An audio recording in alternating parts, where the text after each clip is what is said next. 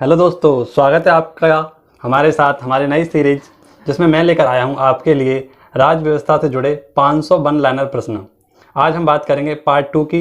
इसमें 50 महत्वपूर्ण प्रश्नों से शुरुआत करेंगे। ये 500 प्रश्न की श्रृंखला आपके सभी वनडे एग्जाम जैसे railway NTPC, railway group D, bank, SSC, SSC CHSL, लेखपाल, पटवारी, राजस्थान, बिहार, उत्तर प्रदेश एसआई सभी के सभी एग्जामों में 100% राज्य व्यवस्था के इन प्रश्नों से आप टिक कर सकते हैं। तो आइए चलते हैं आज के पहले प्रश्न की ओर। आज का पहला प्रश्न है हमारा कि किस अनुच्छेद का प्रयोग करके भारत के राष्ट्रपति वित्तीय आपातकाल को घोषित कर सकते हैं। तो अनुच्छेद 360 के तहत राष्ट्रपति वित्तीय आपातकाल को घोषित करते हैं। इसके तहत भारत में वित्तीय आपातकाल घोषित करने की शक्ति राष्ट्रपति के पास होती है, लेकिन इस अनुच्छेद का प्रयोग अभी तक एक भी बार नहीं हुआ है। जब 1992-1993 में इसके हालात बने थे, लेकिन उस समय वित्त मंत्री डॉक्टर मनमोहन सिंह ने भारत उदारीकरण, निजीकरण और वैश्वीकरण प्रक्रिया लाए और इस आपातकाल स्थिति को टाल दिया। चलते हैं नेक्स्ट क्वेश्चन की ओर। नेक्स्ट क्वेश्चन से जाने से पहले हम बात करते हैं आपातकाल। तो आपातकाल आर्टिकल 360 के तहत लगाया जाता है। नेक्स्ट क्वेश्चन को देखते हैं। तो नेक्स्ट क्वेश्चन हमारा भारत में स्वतंत्रता के बाद कितनी बार राष्ट्रीय आपातकाल लागू हो चुका है। तो 3 बार राष्ट्रीय आपातकाल 3 बार लागू हो चुका है। आर्टिकल 352 के तहत भारत में राष्ट्रीय आपातकाल लागू होता है। राष्ट्रपति द्वारा मंत्रिपरिषद की सलाह पर राष्ट्रीय आपातकाल लागू होता है। चलते हैं नेक्स्ट क्वेश्चन की ओर। नेक्स्ट क्वेश्चन है हमारा भारत का राष्ट्रपति पद पर पुनर्निर्माण के लिए कितनी बार खड़ा हो सकता है। तो राष्ट्रपति जितनी बार चाहे उतनी बार खड़ा हो सकता है। चलते हैं नेक्स्ट क्वेश्चन की ओर। नेक्स्ट क्वेश्चन है हमारा राष्ट्रपति का अध्यादेश कितनी अवधि के लिए लागू रहता है। तो राष्ट्रपति का अध्यादेश 6 महीने के लिए लागू रहता है। राष्ट्रपति अध्यादेश आर्टिकल 123 में निहित है। इसमें अस्थिर कानून या कोई सत्र जब ना चल रहा हो तो राष्ट्रपति द्वारा बनाया गया कानून अध्यादेश कहलाता है, जिसे मैक्सिमम 6 मंथ प्लस 6 वीक यानी कुल मिलाकर हम बात कर सकते हैं 7.5 माह तक रखा जा सकता है, जिसकी न्यूनतम अवधि है 6 महीने। चलते हैं नेक्स्ट क्वेश्चन की ओर। नेक्स्ट क्वेश्चन है हमारा भारत के उपराष्ट्रपति का चुनाव किया जाता है। तो भारत के उपराष्ट्रपति का चुनाव संसद के सदस्यों द्वारा किया जाता है। चलते हैं नेक्स्ट क्वेश्चन की ओर। नेक्स्ट क्वेश्चन पर जाने से पहले कुछ अन्य जानकारी जुड़ी हैं जो हम इससे जान लेते हैं। तो भारत के उपराष्ट्रपति का चुनाव या निर्वाचन सदस्यों द्वारा किया जाता है, सदन के सदस्यों द्वारा किया जाता है। इसका निर्वाचन एकल संक्रमणीय प्रणाली द्वारा इलेक्टोरल कॉलेज बनाकर किया जाता है। चलते हैं नेक्स्ट क्वेश्चन की ओर। तो नेक्स्ट क्वेश्चन है हमारा भारत के उपराष्ट्रपति के निर्वाचन के संबंध में कोई विवाद उच्चतम न्यायालय में अवश्य फाइल किया जाना चाहिए। यानी हम कह सकते हैं कि जो भी उपराष्ट्रपति के निर्वाचन से संबंधित कोई विवाद होता है तो उसे उच्चतम न्यायालय में फाइल किया जाना चाहिए। चलते हैं नेक्स्ट क्वेश्चन की ओर। नेक्स्ट क्वेश्चन है भारत के राष्ट्रपति पर महाभियोग चलाया जा सकता है। तो संसद द्वारा भारत के राष्ट्रपति पर महाभियोग चलाया जा सकता है। आर्टिकल 61 के तहत भारत के राष्ट्रपति पर महाभियोग प्रक्रिया संसद के किसी भी सदन में आ सकती है। उससे पहले भारत के राष्ट्रपति को 14 दिन पूर्व सूचना देना अनिवार्य होता है तथा जिस सदन में प्रक्रिया लाई जाती है उस सदन के 1/4 सदस्यों के हस्ताक्षर होना अनिवार्य है। उसे यदि लोकसभा में लाया जाता है या राज्यसभा में लाया जाता है तो 2/3 सदस्यों द्वारा हस्ताक्षर हो जाने पर राष्ट्रपति को अपने पद से निष्कासित होना पड़ेगा। चलते हैं नेक्स्ट क्वेश्चन की ओर। नेक्स्ट क्वेश्चन है हमारा भारत के उपराष्ट्रपति पर अभियोग किसके द्वारा चलाया जा सकता है। तो भारत के उपराष्ट्रपति पर अभियोग राज्यसभा द्वारा चलाया जाता है। चलते हैं नेक्स्ट क्वेश्चन की ओर। नेक्स्ट क्वेश्चन है हमारा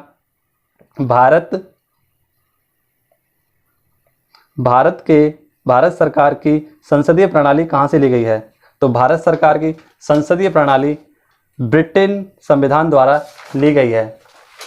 इसी प्रकार से हम बात करें तो ब्रिटेन में एकल नागरिकता भी ली गई है। विधि का निर्माण की प्रक्रिया भी ब्रिटेन से ही ली गई है, ब्रिटिश संविधान से ली गई है।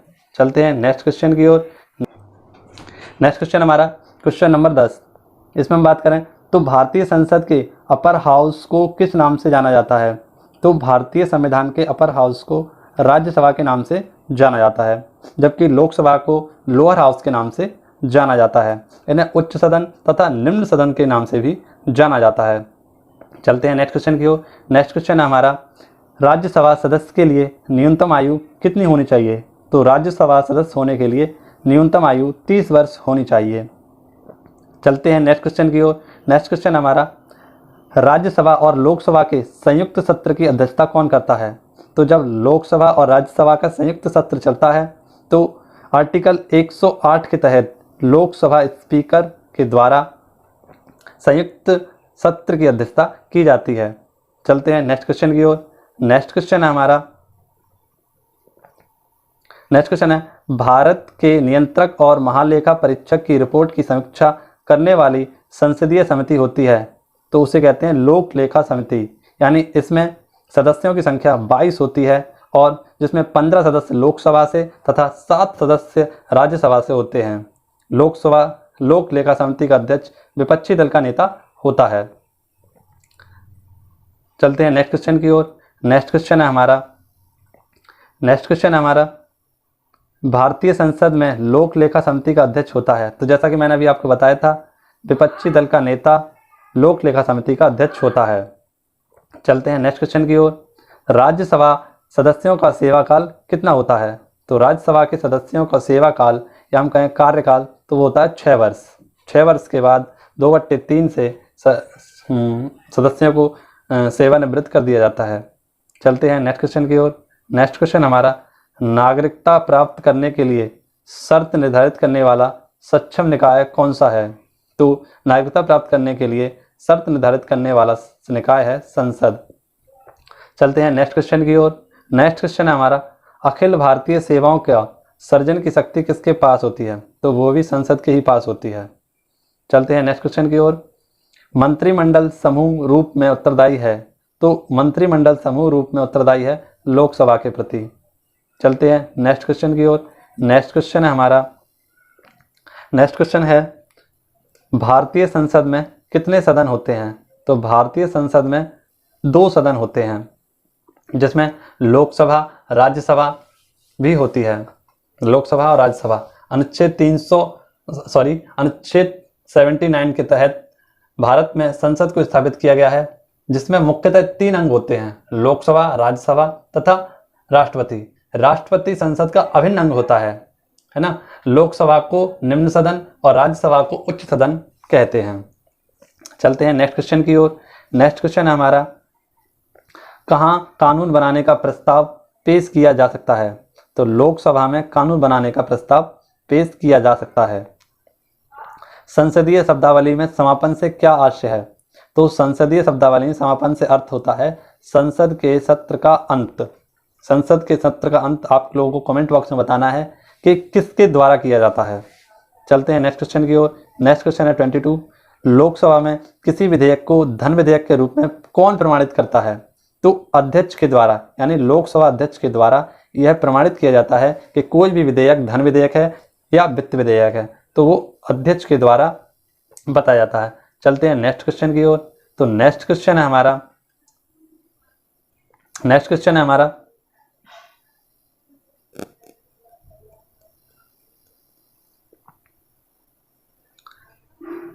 भारत में पहली निर्वाचन लोकसभा स्थिति में कब आई?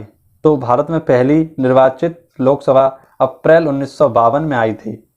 चलते हैं नेक्स्ट क्वेश्चन की ओर। नेक्स्ट क्वेश्चन हमारा, लोकसभा के प्रथम अध्यक्ष कौन थे? तो लोकसभा के प्रथम अध्यक्ष या यूं कहें लोकसभा स्पीकर कौन थे? तो वो थे जीवी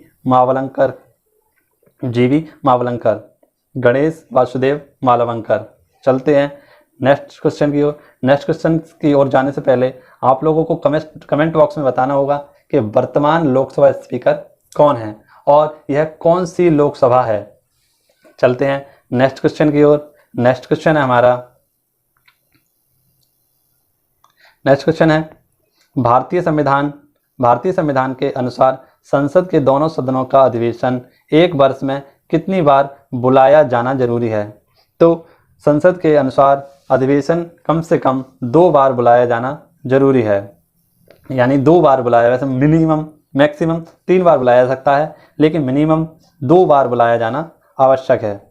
चलते हैं नेक्स्ट क्वेश्चन की ओर। नेक्स्ट क्वेश्चन है हमारा क्वेश्चन नंबर 26 में हम बात करेंगे,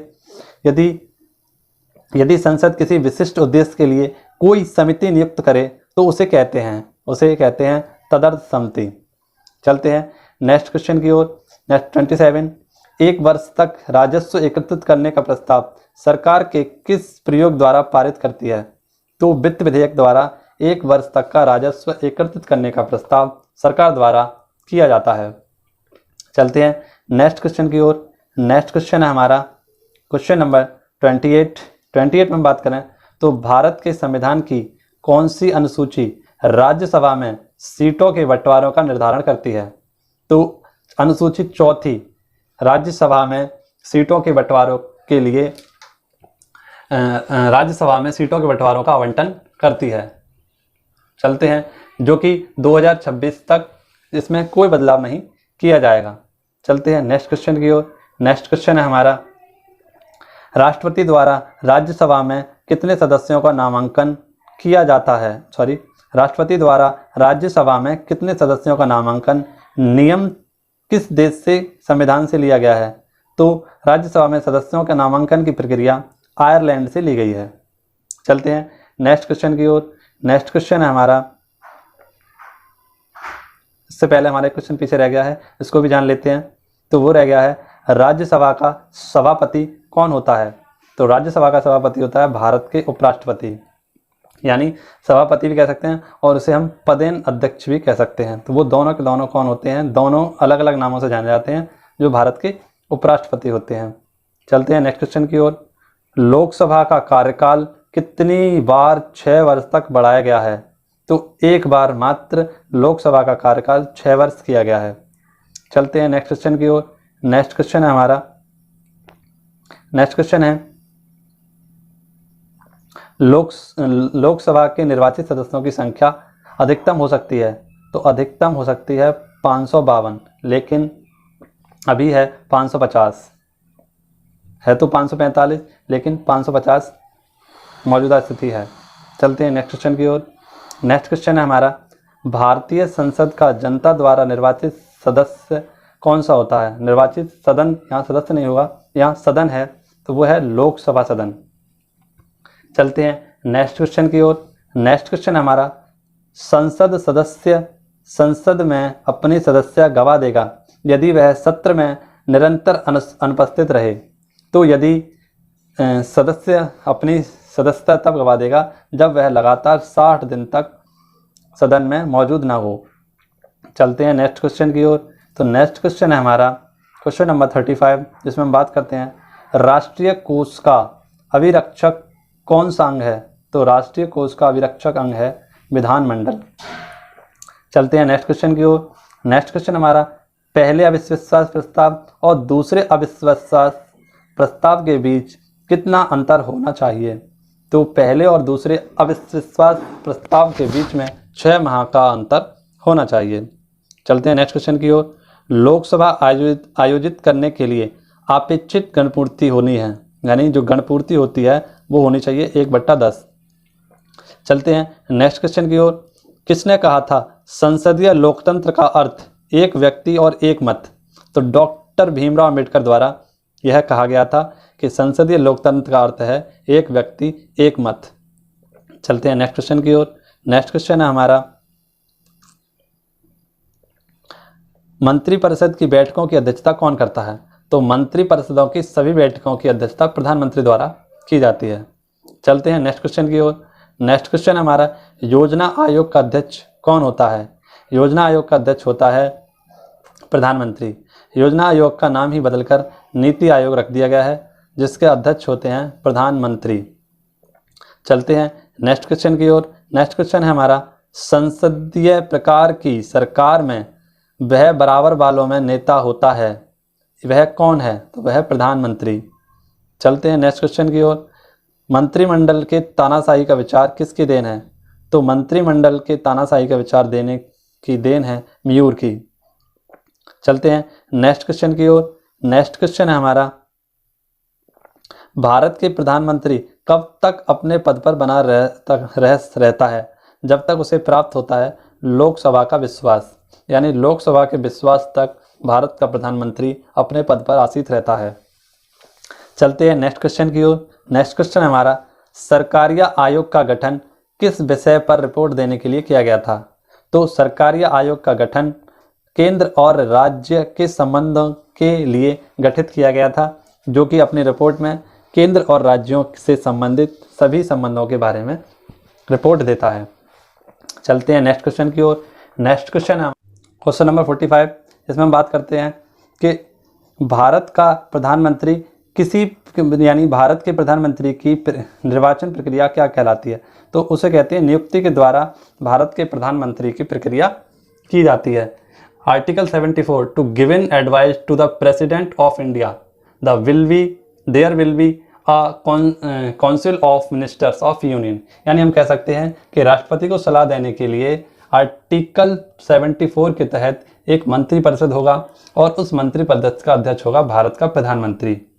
ये सरकार का प्रथम अधिकारी होगा जो कि नियुक्ति के द्वारा इसको चुना जाता है।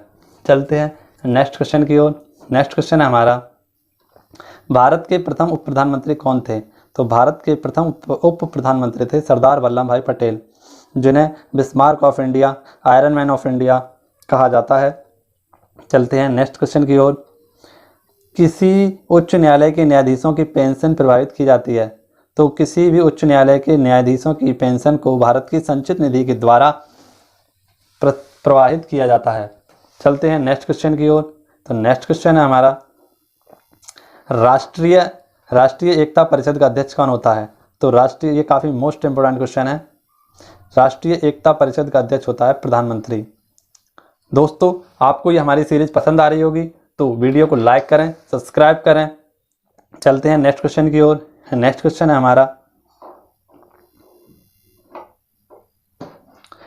हमारा, उच्च न्यायालय के न्यायाधीशों की नियुक्ति कौन करता है? तो उच्च न्यायालय के न्यायाधीशों की नियुक्ति राष्ट्रपति के द्वारा की जाती है। उच्च न्यायालय के सभी न्यायाधीश और मुख्य न्यायाधीशों की नियुक्ति राष्ट्रपति के द्वारा ही की जाती है। चलते हैं नेक्स्ट क्वेश्चन की ओर। नेक्स्ट क्वेश्चन हमारा, सर्वोच्च न्यायालय के न्यायाधीश किस आयु में सेवानिवृत्त होते हैं? तो सर्वोच्च न्यायालय के न्यायाधीश 65 वर्ष की आयु में सेवानिवृत्त होते हैं। चलते हैं नेक्स्ट क्वेश्चन की ओर। भारत के उच्च न्यायालय को प्राप्त है? तो भारत के उच्च न्यायालय को प्राप्त है मूल अपीलीय और परामर्शदात्रीय अधिकार। आज की इस वीडियो में हमने 50 क्वेश्चनों के बारे में बात की है। दोस्तों, आपके लिए यह सीरीज काफ़ी हेल्पफुल होगी, जिसमें आपके लिए 500 वन लाइनर की एक पूरी की पूरी सीरीज मैंने आपके लिए बनाई है, जो कि आपके कॉम्पिटिटिव एग्ज़ाम में 100% स्कोर करने के लिए लाभदायक होगी। तो दोस्तों, वीडियो को लाइक करें, चैनल को ज़रूर सब्सक्राइब करें। मिलते हैं नेक्स्ट वीडियो में, तब तक के लिए धन्यवाद।